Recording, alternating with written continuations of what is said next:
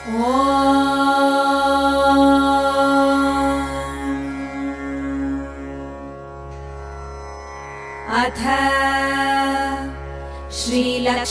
सहस्रनाम स्तोत्रम्। ध्यानम्। पद्मनाभप्रियां देवीं पद्माक्षीं पद्मवासिनीं पद्मवक्त्रां पद्महस्तां वन्दे पद्मामहर्निशम्।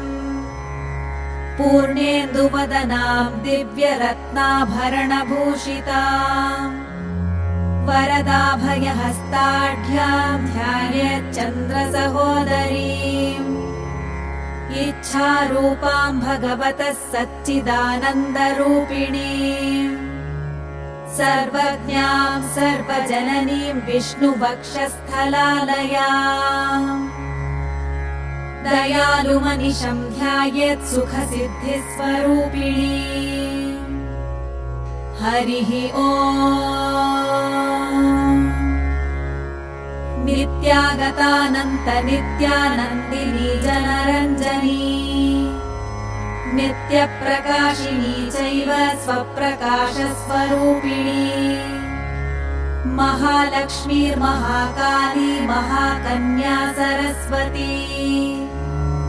भोगवैभवसन्धात्री भक्तानुग्रहकारिणी। ईशावास्या महामाया महादेवी महेश्वरी। हृल्लेखा परमाशक्तिर्मातृका बीजरूपिणी।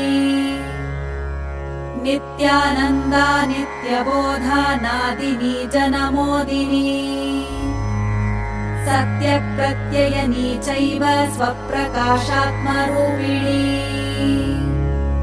त्रिपुरा भैरवी विद्या हंसा वागीश्वरी शिवा। वाग्देवी च महारात्रिः कालरात्रिस्त्रिलोचना। भद्रकाली कराली च महाकाली तिलोत्तमा। काली करालवक्त्रान्ता कामाक्षी कामदा शुभा। चण्डिका चण्डरूपेशा चामुण्डा चक्रधारिणी। त्रैलोक्यजयिनी देवी त्रैलोक्यविजयोत्तमा।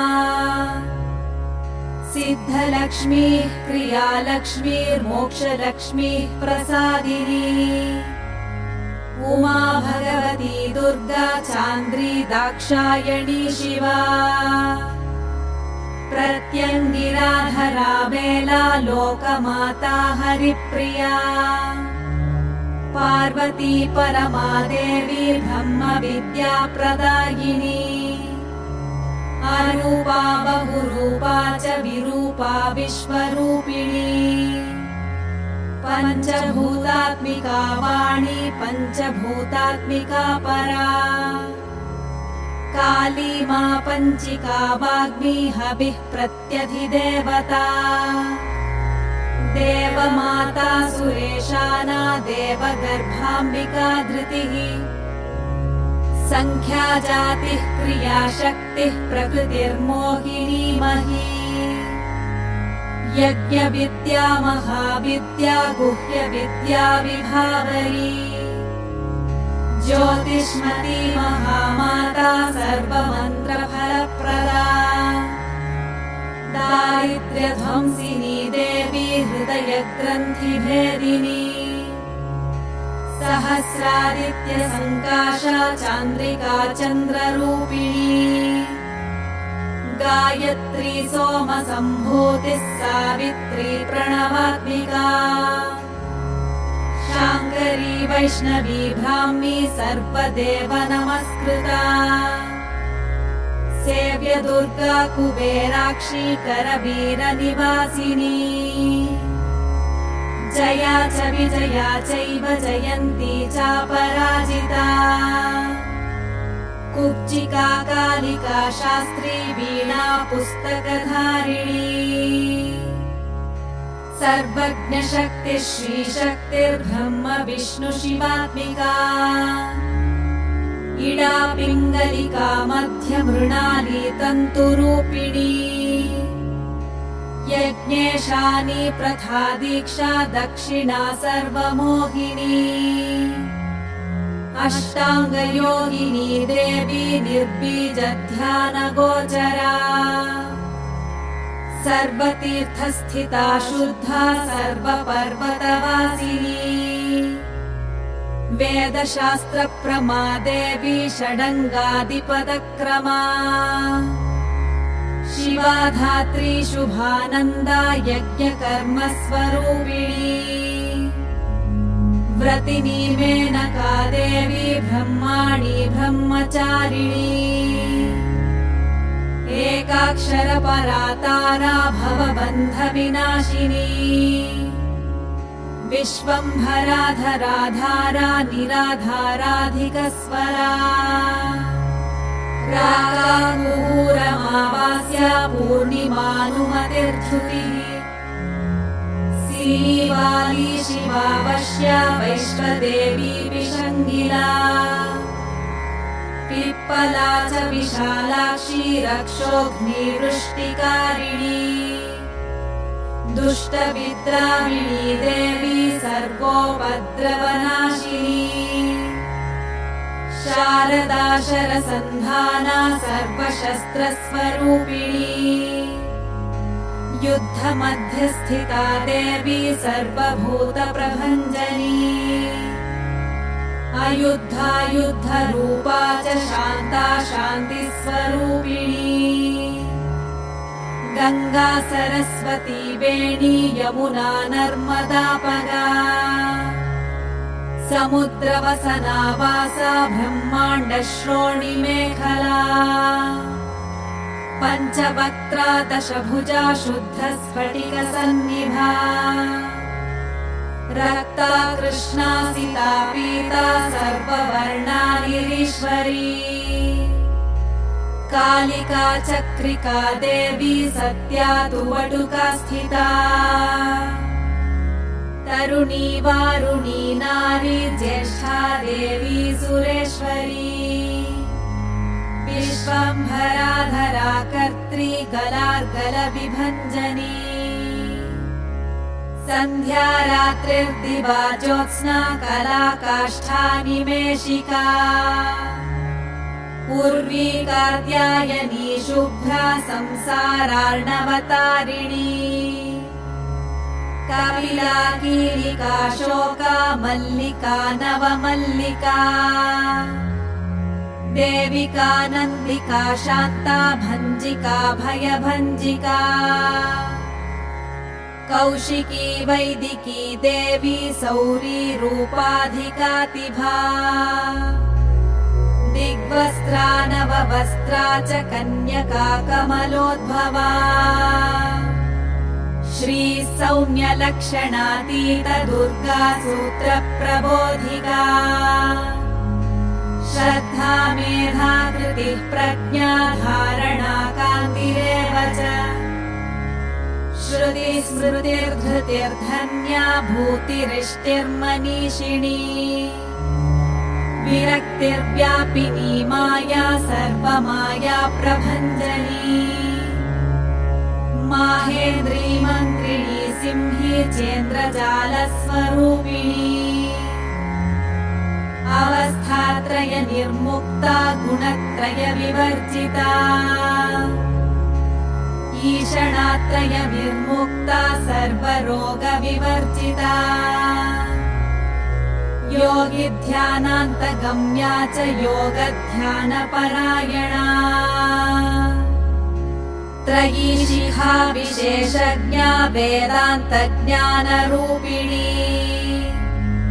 भारती कमला भाषा पद्मा पद्मवती कृतिः गौतमी गोमती गौरी ईशाना हंसवाहनी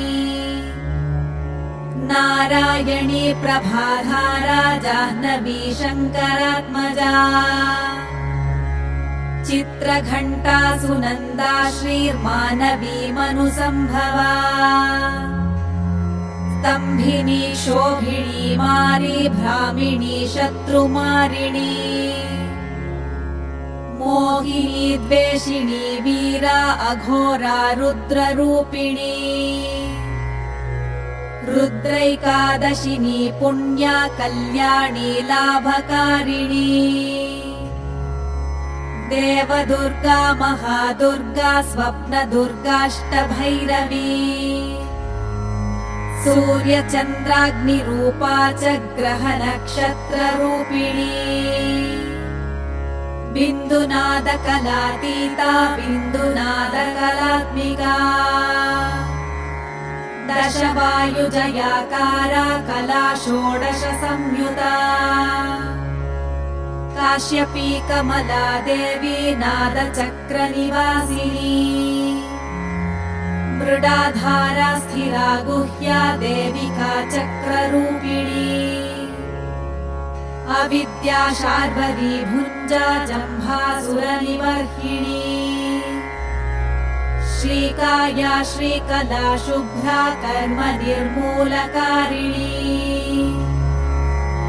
आदिलक्ष्मीर्गुणाधारा पञ्चब्रह्मात्मिका परा श्रुतिर्ब्रह्ममुखा वासा सर्वसम्पत्तिरूपिणी मृतसञ्जीविनी मैत्री कामिनी कामवर्जिता निर्वाणमार्गदा देवी हंसिनी काशिका क्षमा सपर्या गुणिनी भिन्ना निर्गुणा खण्डिता शुभा स्वामिनी वेदिनी शक्या शाम्बरी चक्रधारिणी दण्डिनी मुण्डिनी व्याघ्री शिखिनी सोमसंहतिः चिन्तामणिश्चिदानन्दा पञ्चबाणप्रबोधिनी बाणश्रेणिः सहस्राक्षी सहस्रभुजपादुका सन्ध्याबलिस्त्रिसन्ध्याख्या ब्रह्माण्डमणिभूषणा वासवी वारुणी सेना कुलिका मन्त्ररञ्जनी जितप्राणस्वरूपा च कान्ता काम्यवरप्रदा मन्त्रब्राह्मण विद्यार्था नादरूपा हविष्मती आधर्पणी श्रुतिशून्या कल्पना वर्जिता सती सत्ता जातिः प्रमामेया प्रमितिः प्राणदा गतिः अवर्णा पञ्चवर्णा च सर्वदा भुवनेश्वरी त्रैलोक्यमोहिनी विद्या सर्वभर्त्री शराक्षरा हिरण्यवर्णा हरिणी सर्वोपद्रवनाशिनी कैवल्यपदवीरेखा सूर्यमण्डल संस्थिता सोममण्डल मध्यस्था वह्निमण्डल संस्थिता वायुमण्डल मध्यस्था व्योममण्डल संस्थिता चक्रिका चक्र मध्यस्था चक्रमार्ग प्रवर्तिनी कोकिलाकुल चक्रेशा पक्षतिः पङ्क्तिपावनी सर्वसिद्धान्त मार्गस्था षड्वर्णावरवर्जिता शररुद्रहराहन्त्री सर्वसंहारकारिणी पुरुषा पौरुषी तुष्टिः सर्वतन्त्रप्रसूतिका अर्धनारीश्वरी देवी सर्वविद्याप्रदायिनी भार्गवी याजुषी विद्या सर्वोपनिषदा स्थिता व्योमकेशाखिल प्राणा पञ्चकोशविलक्षणा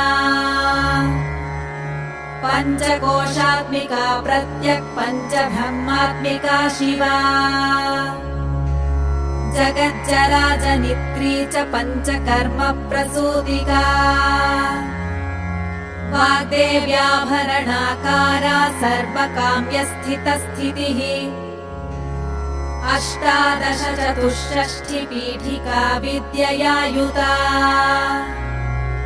कालिका कर्षणश्यामा यक्षिणी किन्नरेश्वरी केतकी मल्लिका शोका वराही धरणी ध्रुवा नारसिंही महोग्रास्या भक्तानामार्तिनाशिनी अन्तर्बला स्थिरा लक्ष्मीर्जरा मरणनाशिनी श्रीरञ्जिता महाकाया सोमसूर्याग्निलोचना अदितिर्देव माता च अष्टपुत्राष्टयोगिनी अष्टप्रकृतिरष्टाष्टबिभ्राजद्विकृताकृतिः दुर्भिक्षध्वंसिनी देवी सीता सत्या च रुक्मिणी ख्यातिजा भार्गवी देवी देवयोनिस्तपस्विनी शाकम्भरी महाशोणा गरुडोपरि संस्थिता सिंहगा व्याघ्रगा देवी वायुगा च महाद्रिगा अकारादिक्षकारान्ता सर्वविद्याधिदेवता मन्त्रव्याख्यान निपुणा ज्योतिश्शास्त्रैकलोचना इडा पिङ्गलिका मध्या सुषुम्ना ग्रन्थिभेदिनी कालचक्राश्रयोपेता कालचक्रस्वरूपिणी वैशारदी मतिश्रेष्ठा वरिष्ठा सर्वदीपिका वैनायकी वरारोहा श्रोणिवेला बहिर्बलिः जम्भिनी जृम्भिणी जम्भकारिणी गणकारिका शरणी चक्रिकानन्ता सर्वव्याधिचिकित्सकी देवकी देवसङ्काशा वारिधिः करुणाकरा शर्वरी सर्वसम्पन्ना सर्वपापप्रभञ्जिनी एकमात्रा द्विमात्रा च त्रिमात्रा च तथा परा अर्धमात्रा परा सूक्ष्मा सूक्ष्मार्थार्थपरा परा एकवीरा विशेषाख्या षष्ठी देवी मनस्विनी नैष्कर्म्या निष्कला लोका ज्ञानकर्माधिका गुणा सम्बन्ध्वानन्द सन्दोहा व्योमाकारा निरूपिता गद्यपद्यात्मिका वाणी सर्वालङ्कार संयुता साधुबन्धपदन्यासा सर्वौको घटिकावलिः षट्कर्मा कर्कशाकारा सर्वकर्म विवर्जिता आदित्यवर्णा चापर्णा कामिनी वररूपिणी ब्रह्माणि ब्रह्मसन्ताना वेदवागीश्वरी शिवा पुराणन्यायमीमांसा धर्मशास्त्रागमश्रुता सद्यो वेदवती सर्वा हंसी विद्याधिदेवता विश्वेश्वरी जगद्धात्री विश्वनिर्माणकारिणी वैदिकी वेदरूपा च कालिका कालरूपिणी नारायणी महादेवी सर्वतत्त्वप्रवर्तिनी हिरण्यवर्णरूपा च हिरण्यपदसम्भवा कैवल्यपदवी पुण्या कैवल्यज्ञानलक्षिता ब्रह्मसम्पत्तिरूपा च ब्रह्मसम्पत्तिकारिणी वारुणी वारुणाराध्या सर्वकर्मप्रवर्तिनी एकाक्षरपरा युक्ता सर्वदारिद्र्यभञ्जिनी पाशाङ्कुशान्विता दिव्या वीणा व्याख्याक्षसूत्रभृत् एकमूर्तिस्त्रयी मूर्तिर्मधुकैटभञ्जिनी साङ्ख्या साङ्ख्यवती ज्वाला ज्वलन्ती कामरूपिणी जाग्रन्ती सर्वसम्पत्तिः सुषुप्ता श्रेष्ठदायिनी कपालिनी महादंश्रा भृकुटी कुटिलानना सर्वावासा सुवासा च बृहत्यष्टिश्च शक्वरी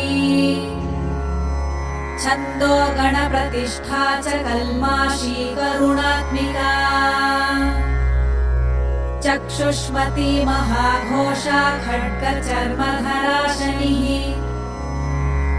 शिल्पवैचित्र्यविद्योता सर्वतो भद्रवासिनी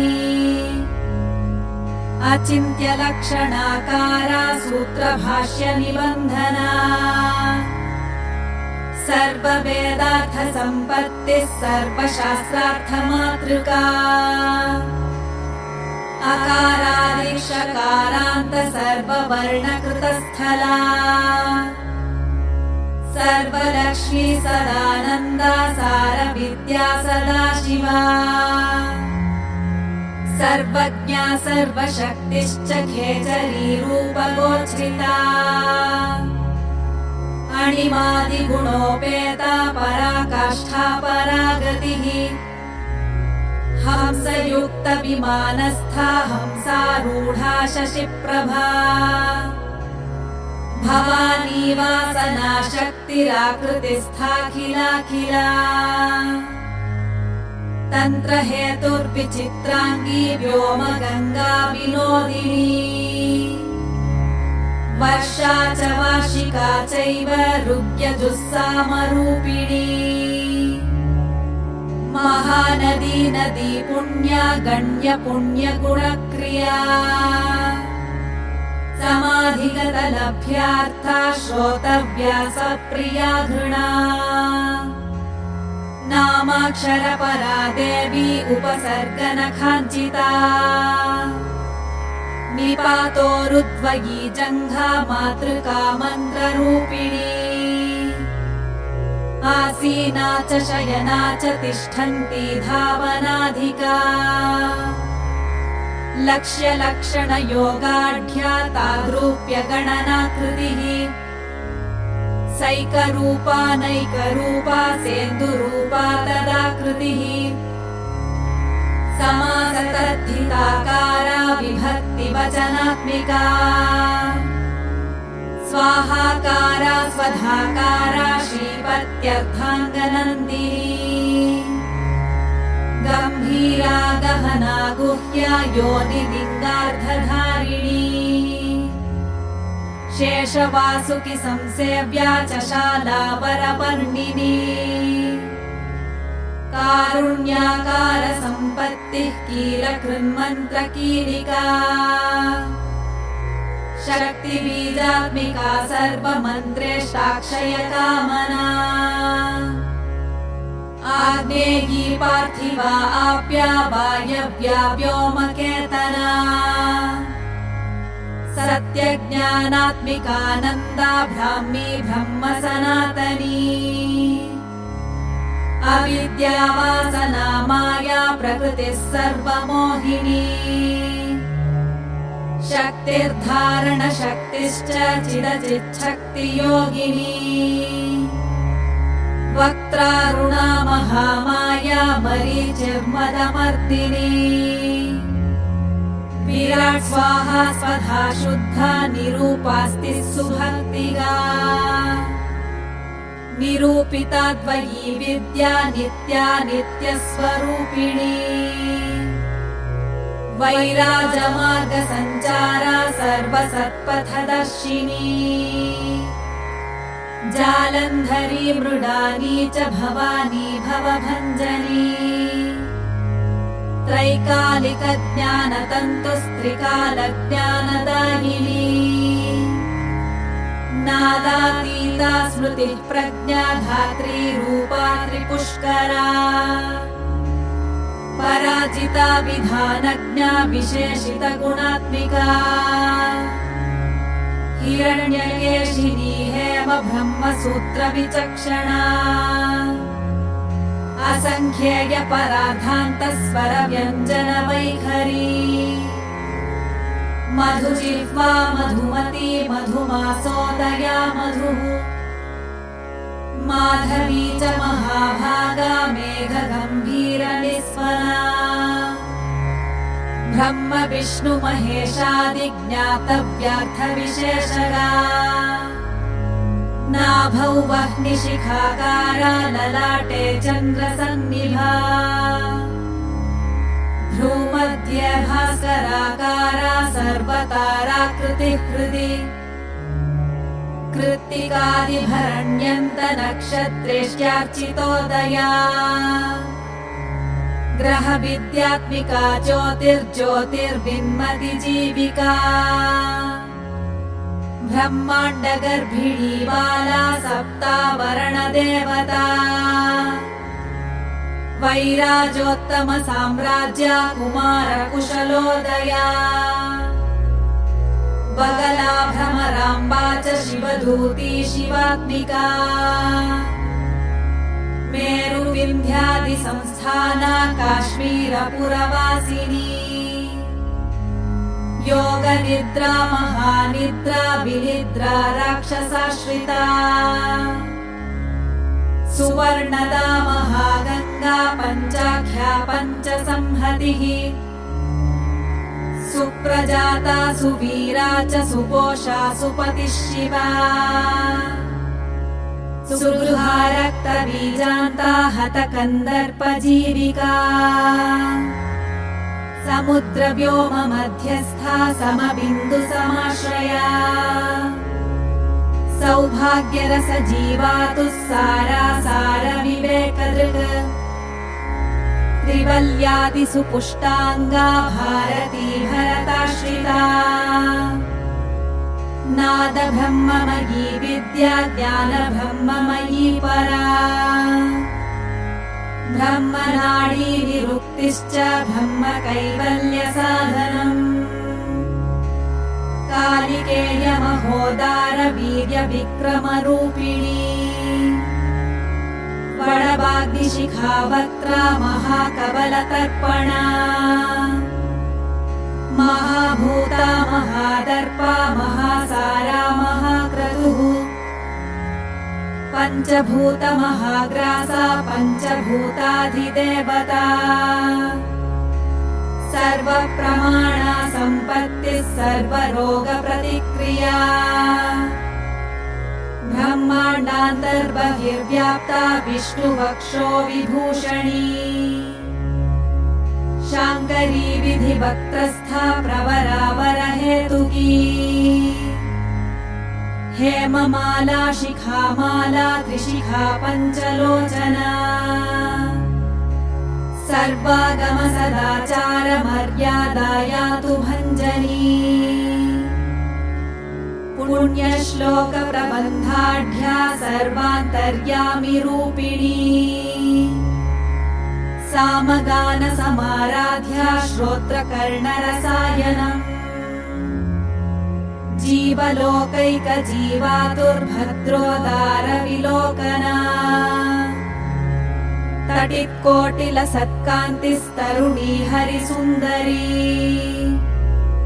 मीननेत्रा च सेन्द्राक्षी विशालाक्षी सुमङ्गला सर्वमङ्गलसम्पन्ना साक्षात् मङ्गलदेवता देहहृद्दीपिका दीप्तिर्जिह्वपापप्रणाशिनी अर्धचन्द्रोल्लसन्दंश्वा यज्ञवाटी विलासिनी महादुर्गा महोत्साहा महादेव बलोदया डाकिनीड्या शाकिनीड्या साकिनीड्या समस्तजुट निरङ्कुशा नाकिवन्द्या षडाधाराधिदेवता भुवनज्ञानि निःश्रेणी भुवनाकार वल्लरी शाश्वती शाश्वताकारा लोकानुग्रहकारिणी सारसी मानसी हंसी हंसलोकप्रदायिनी चिन्मुद्रालङ्कृतकरा कोटिसूर्यसमप्रभा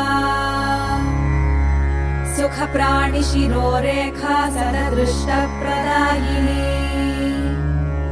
सर्वसाङ्कर्यदोषघ्निग्रहोपद्रवनाशिनी क्षुद्रजन्तुभयग्नी च विषरोगादिभञ्जनी सदा शान्ता सदा शुद्धा गृहछिद्रनिवारिणी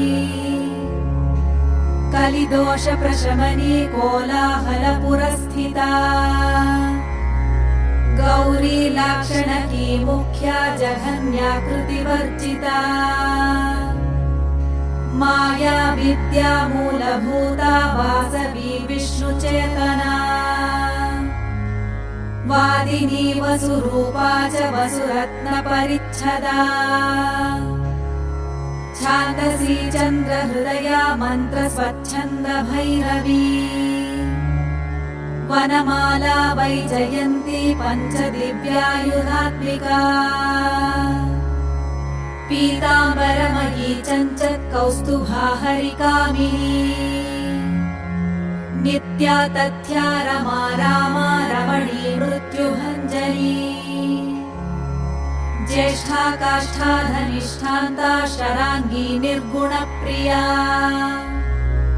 मैत्रेया मित्रविन्दा च शेष्यशेषकलाशया वाराणसी वासरताचार्या भक्तजनस्तुता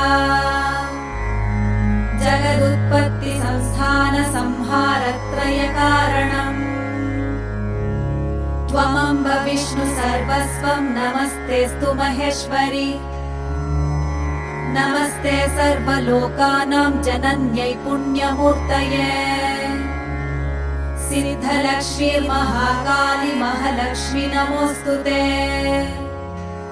सद्यो जातादिपञ्चाग्निरूपा पञ्चकपञ्चकम्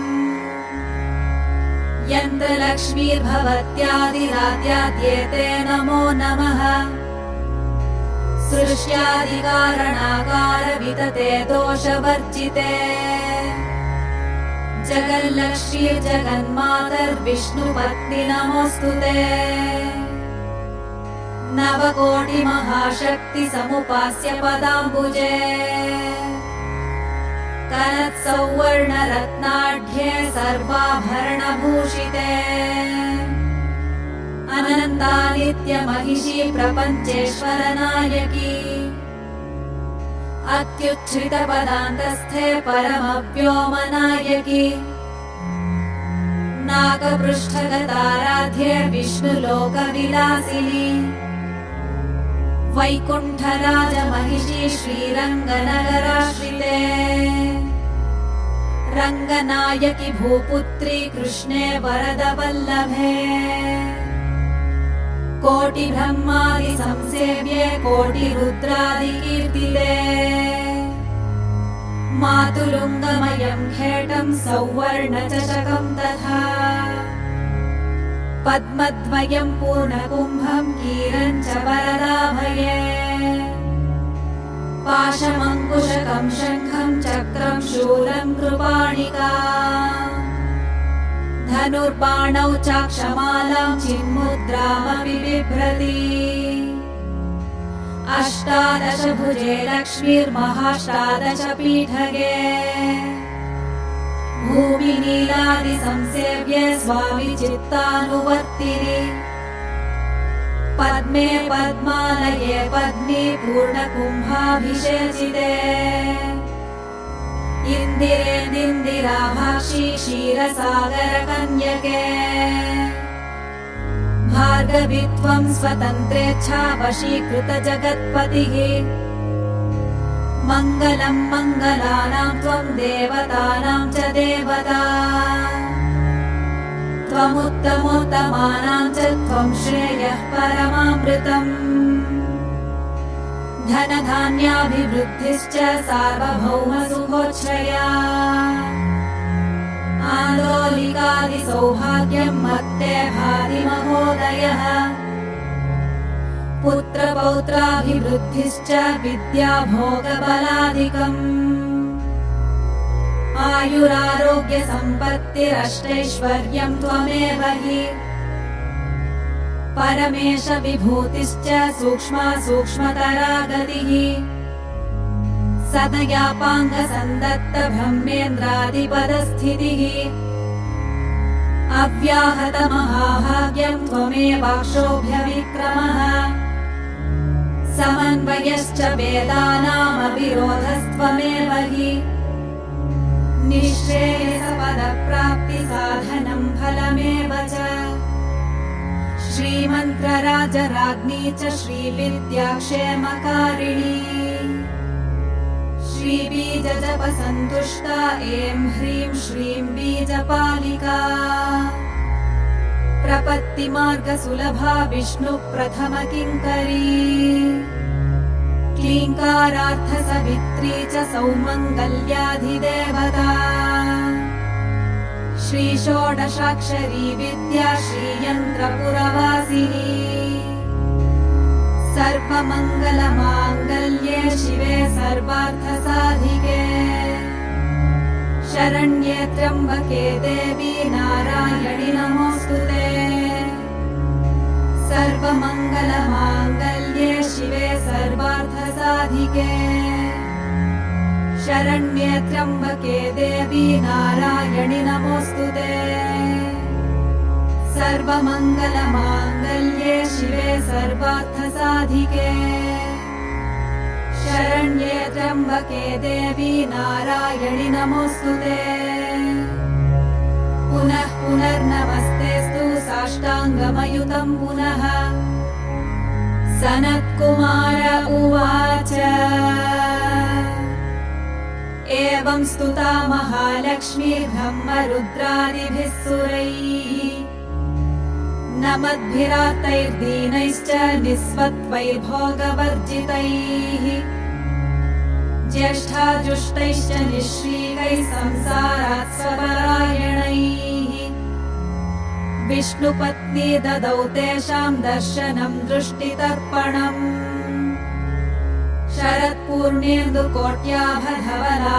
शरत्पूर्णेन्दुकोट्याभधवलापाङ्गवीक्षणैः सर्वात् सत्त्वसमाविष्टांश्चक्रे हृष्टावरं ददौ महालक्ष्मीरुवाच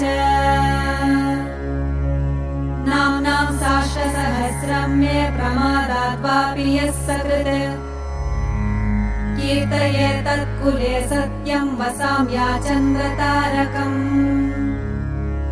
किं पुनर्नियमाज्जप्तुर्मदेकशरणस्य च मातृवत्सानुकम्पाहं पोषकी स्यामहर्निशम् मन्नामस्तवतां लोके दुर्लभं नास्ति चिन्तितम् मत्प्रसादेन सर्वेऽपि स्वस्वेष्टार्थमवाप्स्यथ लुप्तवैष्णवधर्मस्य मद्व्रतेष्वकीर्णिनः भक्तिप्रपत्तिहीनस्य वन्द्यो नाम्नां जरापि मे तस्मादवश्यं तैर्दोषैर्विहीनः पापवर्जितः जपेत् साष्टसहस्रं मे नाम्नां प्रत्यहमादरात् साक्षादलक्ष्मीपुत्रोऽपि दुर्भाग्योऽप्यलसोऽपि वा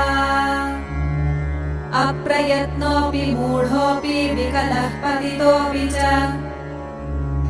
अवशात् प्राप्नुयात् भाग्यं मत्प्रसादेन केवलम् स्पृहेयमचिराद्देवाः वरदानाय चापि नः ददामि सर्वमिष्टार्थं लक्ष्मीति स्मरतां ध्रुवम् सनत्कुमार उवाच इत्युक्त्वान्तर्दधे लक्ष्मीर्वैष्णवी भगवत्कला इष्टापूर्तं च सुकृतं भागधेयं च चिन्तितम्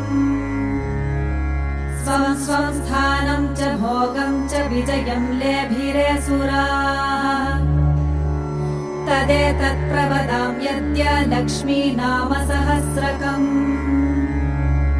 योगिनः पठत क्षिप्रम् चिन्तितार्थानवाप्स्यथ गार्ग्य उवाच